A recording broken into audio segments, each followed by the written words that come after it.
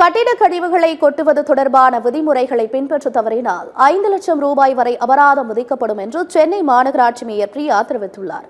கட்டிடக் கழிவு மேலாண்மை குறித்த புதிய வழிகாட்டு நெறிமுறைகளை பற்றிய பயிலரங்கம் சென்னை ரிப்பன் மாளிகை வளாகத்தில் நடைபெற்றது.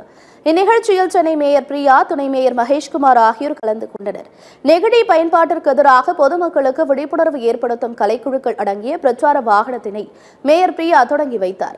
இதைத் தொடர்ந்து செய்தியாளர்களை சந்தித்த அவர், சென்னையில் கட்டிடக் கழிவுகளை முறையாக அகற்றாத நபர்களுக்கு 25,000 முதல் 5 லட்சம் ரூபாய் வரை அபராதம் விதிக்கப்படும் என்று கூறினார். சம்பந்தப்பட்ட கட்டிட உரிமையாளருக்கு 15 நாட்கள் கால அவகாசம் வழங்கப்படும்.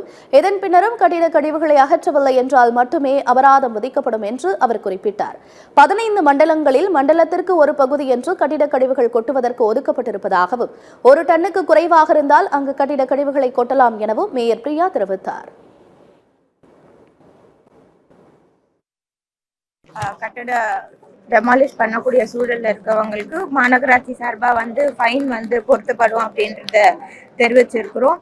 20,000 சதுர மீட்டருக்கு அதிகமாக இருக்கக்கூடிய கட்டட இடிபாடு பணிகளுக்கு 5 லட்சம் ரூபாய் அபராதம் வழங்கப்படுகிறது.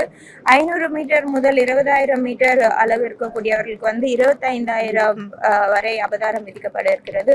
300 மீட்டர் முதல் 500 சதுர மீட்டர் வரை இருக்கக்கூடியவர்களுக்கு 10,000 ரூபாய் அபராதம் விதிக்கப்படுகிறது. இது அதிக முக்கியத்துவம் வாய்ந்த கட்டட பணிகளுக்கு